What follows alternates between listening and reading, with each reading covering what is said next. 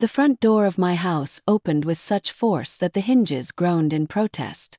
I was folding freshly washed clothing in my bedroom when I heard Marcus's footsteps pounding down the corridor. It was a quiet Tuesday at 2 o'clock in the afternoon.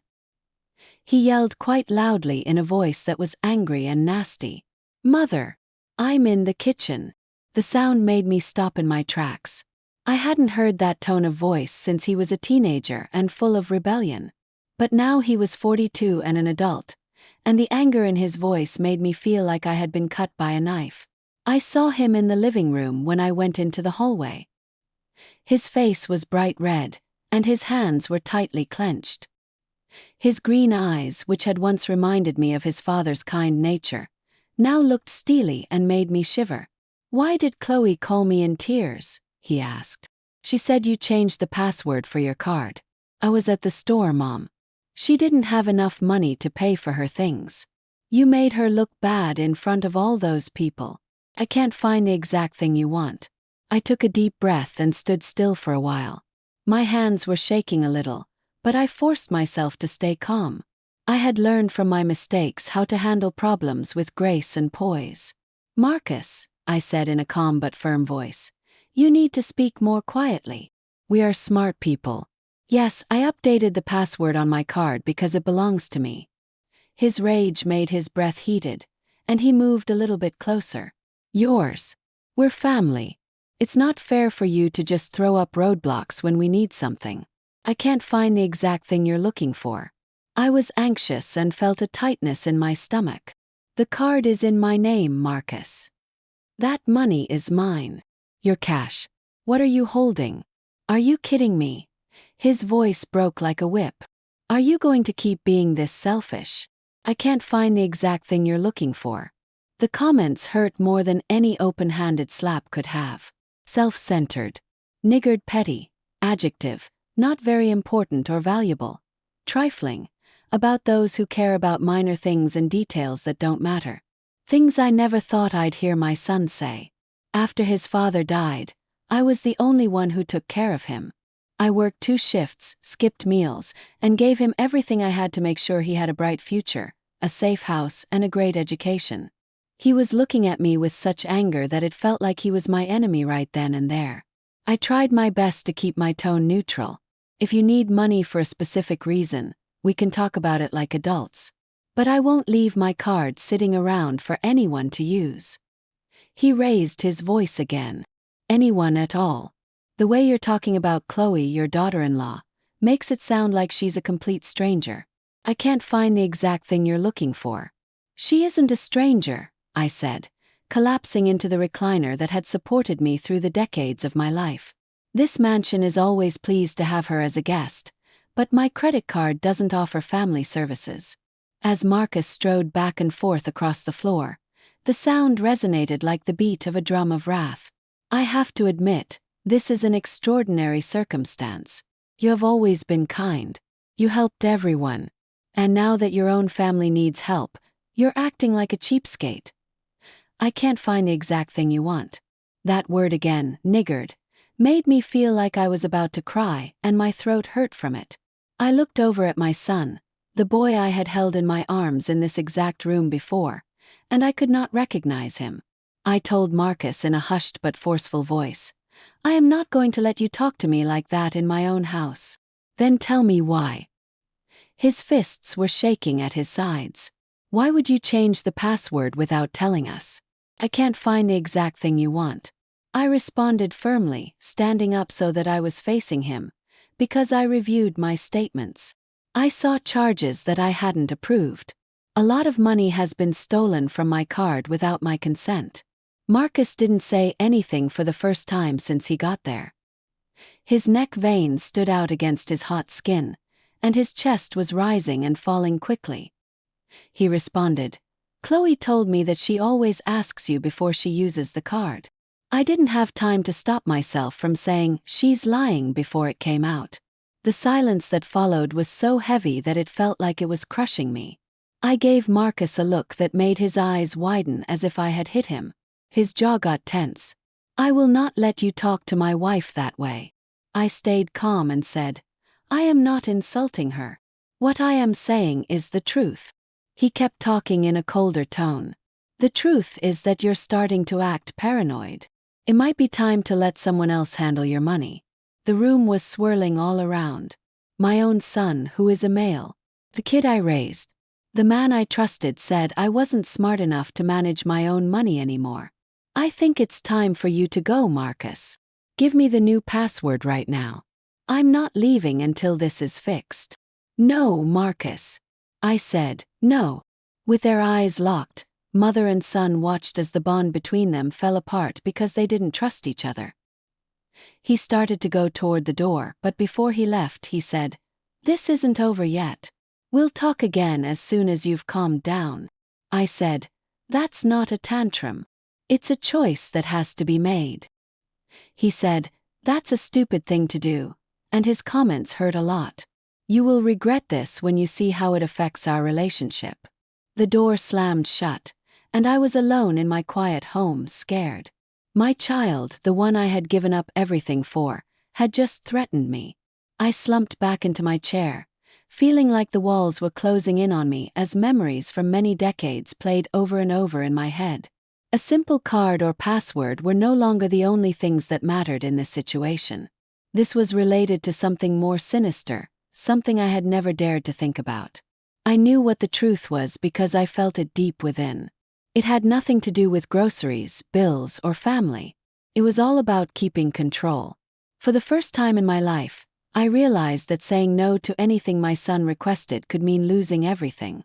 I might lose everything if I say no to my son. The house got colder as he left, and that thought stayed with me like a shadow.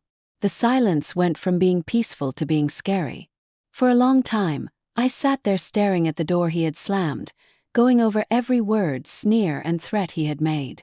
My own son, the same boy I had cared for when he was sick and worked double shifts to support, was now looking at me like I was his enemy. When the phone rang out of nowhere, I was shocked. I let the machine answer it. Chloe's voice came through like a poisonous candy. "I hope you're happy with yourself and what you've done, Sylvia. Marcus is completely broken. We don't understand why you are treating us this way. We are your family." The connection then suddenly went dead.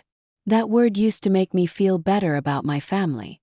Now it felt like a chain was being pulled tight around my neck. I walked over to the kitchen, peeled some potatoes, and tried to focus on something boring. Cooking has always been a method for me to feel better. Even as I was chopping vegetables, I couldn't stop thinking about what Marcus had said. It was crazy and paranoid. I thought back to when Chloe first came into our lives. She was polite and kind, and she gave me flowers, helped me wash the dishes, and complimented my food. I trusted her and believed what she said. Maybe I made a mistake by trusting her. Their requests slowly turned into demands without me even realizing it. They started to see their thankfulness as a right that they were entitled to. My sacrifices were not visible as a result. I remembered the first time Chloe used my card without my permission. She said it was an emergency, so I didn't have to worry. She only needed medicine for one day because her mother was sick. I trusted her and believed what she said. But one day turned into 2 days, then a week, and finally a month. I told myself that it was only a matter of time and that young couples go through tough times. But what about the truth? They weren't having any problems. They were living a life of luxury with my savings, which is more money than I've ever had in my life. I went back to the dining room and got my folder of bank statements from where I had left it. Each page told the same story. Restaurants I had never been to, clothes I would never wear, and spas I would never visit. While I lived quietly in the same house I had taken care of for decades, my money was paying for their way of life. At that moment, I realized that the problem wasn't just Chloe. Marcus was also involved.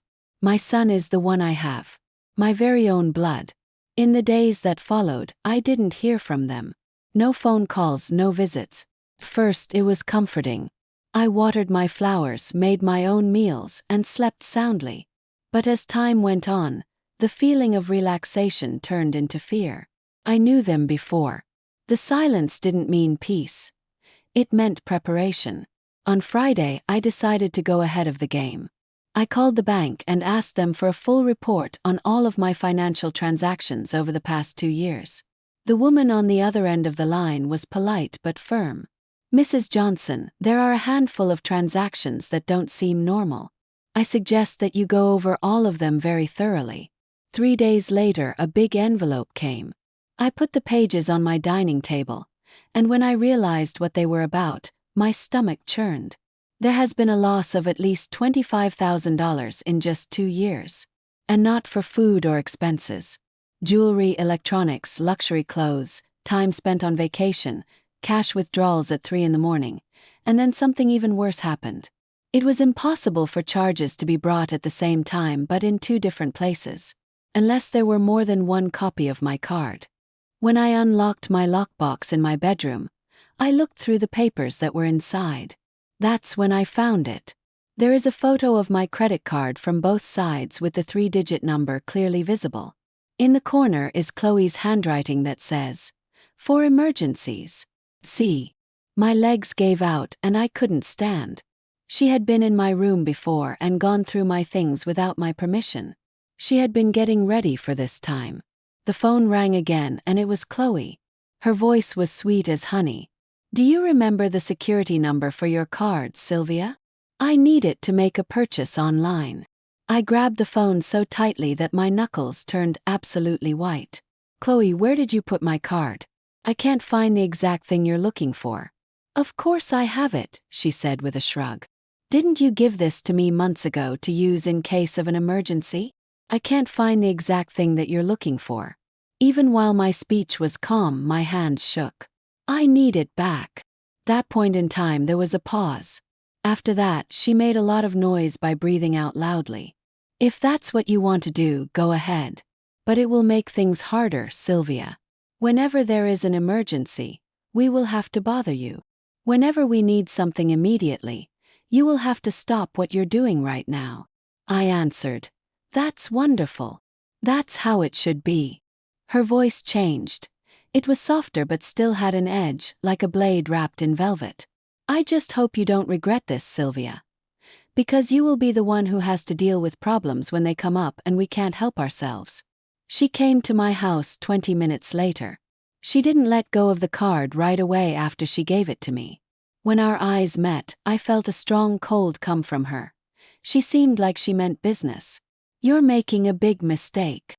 I removed the card from her hand and put it in my pocket without her seeing it. "We'll have to wait and see." That night I couldn't sleep. I couldn't quit thinking about what she had told me. "You will be sorry for this." I thought for the first time that my safety might be at risk, not simply my money. Little by little, time passed. The silence came again, but this time it was considerably thicker. Felt like it was strangling us. After that, someone knocked on my door. The man in the suit came up and said he was Mr. Roberts, an employee of Hazen Associates. "Mrs. Johnson," he said, "your son has hired us. He is scared that you might not be able to achieve this because of your mental state. He is thinking about getting control of your money matters." Being a guardian, when I heard the word, it hit me like a punch in the gut. My son wanted to have me declared legally incompetent. The man kept talking in a calm way, as if he wasn't tearing my life apart. "If he officially files, you will have 30 days to react. I suggest that you hire a lawyer and get proof that you are good at managing your money." I was alone in my recliner and shivered when he left the room. At that point, Marcus was no longer just making threats. He was getting ready to steal all I owned by law. That night, I told my neighbor Alma what was on my mind. After listening carefully, she said firmly, "This is financial abuse, Sylvia. Your son and his wife are trying to control you. You should get a lawyer." "A lawyer?" My voice shattered. "Who would do that to me, even my own son? I can't find the exact thing you're looking for." Alma grabbed my hands and said, "Sylvia, the son you raised is no longer alive. Our content filters have prohibited the text that was made. You will lose everything if you don't fight." What she said hurt me. Her assessment was right. At that point, I had already come to terms with the idea that Marcus was not the same boy I had known before. Now I had to fight back against the guy he had become. The next morning, Alma went with me to meet Vincent Harris, a lawyer with kind eyes and a strong voice. He listened as I told him everything that happened. The lies, the threats, the guardianship, the card, the loans he bent over after I was done. Mrs. Johnson, what you're talking about is called elder financial abuse. It's more common than most people think, and it's also against the law. Is this against the law? The word gave me strength. Yes, he said with conviction. We will protect you from the lawsuit seeking guardianship. We will show that you can do the job. We will show every transaction that was not authorized. But you need to be ready for this fight. My hands were shaking, but my will was getting stronger. I nodded my head and said, I am ready. Over the next few weeks, Vincent and his crew found some very scary evidence. Not only had Marcus and Chloe spent all of my savings, but they had also taken out 3 new credit cards in my name. These cards had debts of $15,000 that I didn't even know about. When Vincent told me what happened, the world tilted for me. Did they also steal my identity? I can't find the exact item you're looking for. Yes, he said in a soft voice. But we will challenge every single account. We will show that fraud has happened. We will also make sure that they are held accountable for what they do. That night, the phone rang again. It was Marcus, and he sounded scared and high-pitched. Mother, what's going on here? We have received a court summons. Are you trying to destroy us? I can't find the exact thing you're looking for. I took a big breath with my nose and then let it out through my mouth. Marcus, I did not destroy you. You were the one who caused your own death. He begged. Drop the charges against me. Kindly, we will pay you back. Just leave them where they are. How are you going to pay for that? I asked in a quiet voice. There was complete silence. Then his voice got deeper. Mom, this is war. You need to let them go. My pulse was racing. My son had just started a kind of war with his own mother. At that point, I realized that the real terror had just begun. That's when the real nightmare began. And the horror story was just beginning. I knew it was happening as soon as the phone calls started. At first, it was just Chloe and Marcus leaving frantic voicemails begging me to drop the charges. But within a few days, the tone changed. Strangers began calling me. Some people sent messages without signing their names that said I was brutal. Others whispered insults to me, calling me selfish witch or crazy old miser. I stopped answering the phone altogether. The machine was full of poison. What could have possessed you to do something like this to your own child? One caller said. Another person laughed and said, Money doesn't love you, but your family did. You will die alone. People came to visit him after that. At night, Marcus would pound on the door and yell, Mother, you need to open the door right now. We can fix this. When Chloe got there in the middle of the day, she acted like she was calm. Sylvia, you don't have to fight us. Let's just talk like we're family, she urged. Her mask fell apart when I didn't open up. You will regret this, old woman. I can't find the exact thing you're looking for. Even though I had the curtains drawn, I could see the shadows they cast on the windows. I was sleeping with a chair wedged against the front door and listening closely for any footsteps in the middle of the night. For 70 years, my home has been a safe place for me. Now it felt like a prison that was under attack. Vincent told me to keep a record of everything that happened. I bought a small recording device that picked up the banging that happened late at night, the threats that were screamed, and the dirty words that strangers whispered. This is evidence, Vincent said to me. They are making up a story about how your mind is. We will use their own harassment against them to show that the truth is on our side. However, harassment can really get to a person's spirit. One morning, I went outside to water the begonias and saw that someone had scraped the side of my car. The words, crazy miser, were written in red spray paint. I felt like my knees were going to give out. My neighbors pretended not to be looking, but I could see the disbelief in their eyes. The grapevine was buzzing with gossip. Marcus and Chloe were trying to ruin my reputation on purpose. I called Alma, my neighbor and the only person I could trust. She came right away and stayed until the morning. You are not safe if you are by yourself, she said firmly. Her presence made me feel better, but I hated that it had come to this point. Me, a 70-year-old woman needing protection from her own son. When the phone rang again around 3 in the morning, I answered with a shaky voice. Chloe's voice sounded muffled and distorted, and there was a hissing sound in it. "I hope you're happy, Sylvia," she said. "Dirt cheap money, it's worth ruining your family."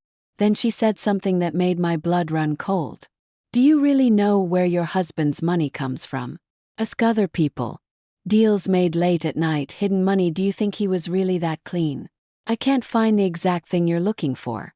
I couldn't move. Robert, my husband, had been an honest accountant. For her to spit on his memories was an act of sadism that went beyond what was cruel. As soon as I hung up the phone, I started to cry and didn't stop till the sun came up. The next day, Vincent calmed my nerves. "They are trying to break you down emotionally," he stated. "That's only one of many ways to do it. But the facts back up your side of the debate. Don't let their lies bother you." Even still, the days went by in a condition of fear. Every time I stepped outside, I felt like someone was watching me. As they pushed their shopping carts through the store, 2 women whispered to each other. "She is the one," said one of them with a nasty laugh. "The one who is accusing her own son." It's not uncommon for older people to lose mental function. My aunt was like that too. The guardianship hearing was getting closer.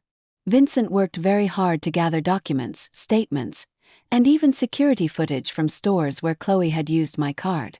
A video showed her swiping my card in a boutique at the same time that another transaction took place somewhere else in the city. Evidence of multiple duplicates, evidence of fraudulent activity. But Marcus's lawyer wasn't just sitting around.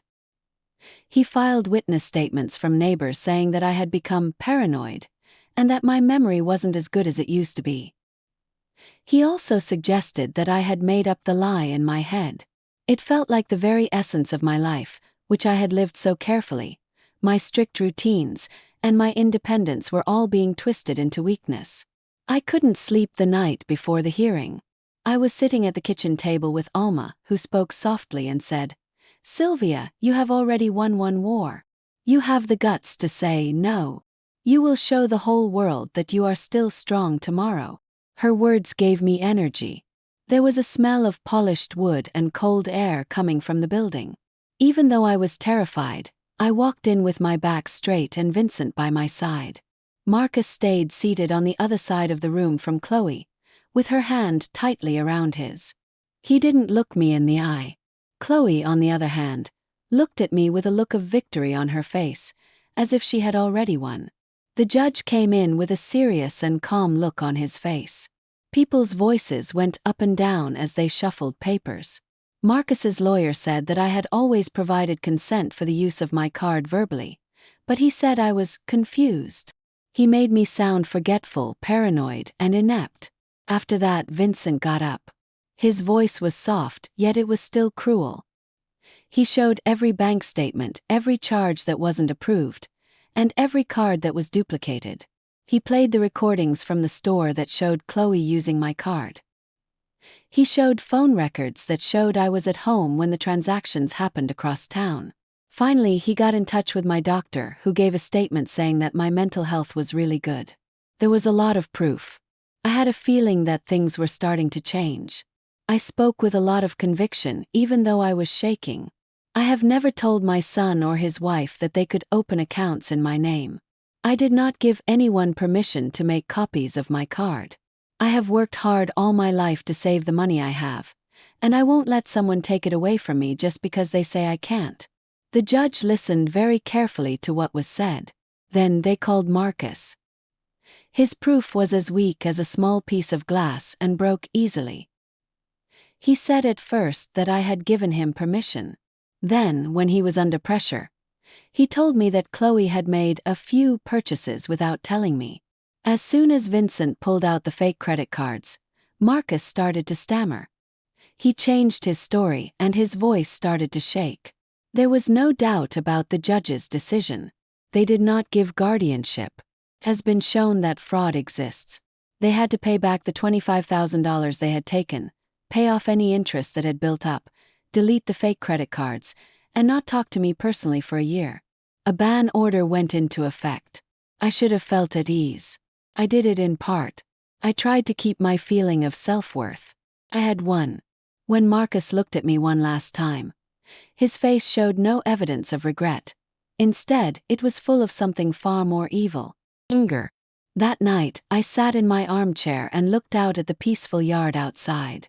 The begonias bloomed because of the light of the moon. My house was safe again.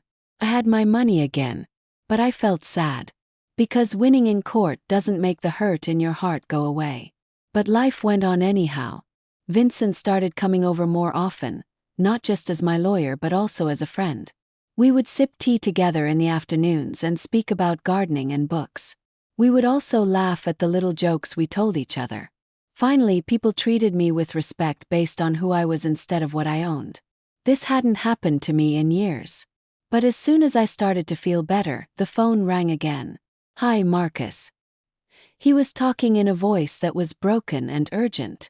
"Mom, Chloe is gone. She left me. Have nothing. No woman, no money, no family. Please forgive me. Beg you.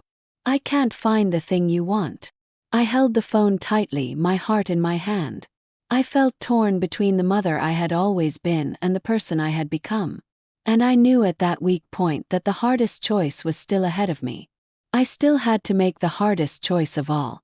I stayed there, holding the phone to my ear, and listening to Marcus's broken voice echoing inside it. My heart stopped beating for a moment. He was my son, though. I raised him with my own hands, nurtured him in my body, and fed him with my offerings.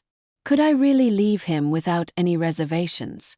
Suddenly, I remembered the nights when fists were banging on my door, the spray paint on my car, and the reports that I was crazy. It was as if a bolt of terrible lightning had struck me. Lies spoken without shame, fake credit cards, and debts obtained by committing fraud. All of these things sprang to mind for me. The anguish that my son was feeling was real, but it was also a suffering that he had created for himself through the choices he had made. I took a deep breath and closed my eyes for a moment. "I forgive you, Marcus," I said, my voice steady even though my heart was racing. But forgiveness doesn't mean forgetting, and it doesn't mean I'll go back to how things were before. You won't get any more money from me. I'm going to stop letting people hurt me.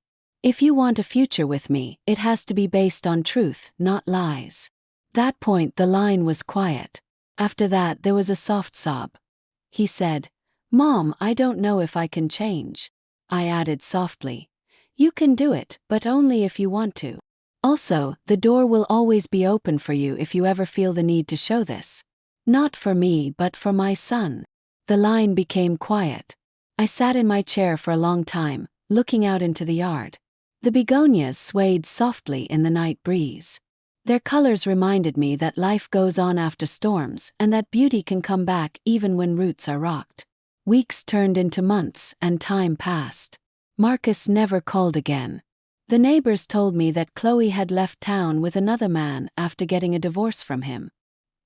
He had sold his car, taken a small job in a different city, and was living alone. Sometimes at night I would wonder if he thought about me. I wondered if he still saw me as his mother or just as an enemy who had cut off his easy way to make money. But when he was leaving me, I made something fresh. Vincent came over more often than he used to. At first, they talked about bank statements and legal papers. But soon their conversations turned to reading, gardening, and life. He gave me coffee beans from his favorite shop, and I baked him cookies like I used to for Robert. We learned that we both love classical music and classic mystery books. One afternoon, while we were sitting on the patio in the sun, Vincent reached across the table and took my hand. "Sylvia," he said in a low voice, "you remind me that life can still be full and satisfying even after loss. You're very strong. Thank you for your kind words. When my wife died, I thought I had lost everything, but you are all of those things." I felt tears welling up in my eyes. For a long time I thought my son was just using me for his own gain. It made me feel good to be seen as a woman again, as a valuable person, something I thought I would never feel again. Vincent asked me to marry him many months later. He said, I want to spend the rest of my life with someone who knows how to fight for dignity. And he meant it. For the first time in years, I happily replied, yes. We had a simple wedding. Alma was there, and Vincent's brother stood by him. The ceremony was quiet and dignified, and there was love in the air. There were no fancy decorations, no expensive food, and no audience to impress. It was just two people who had found each other at a time when they thought the happiest years of their lives were behind them.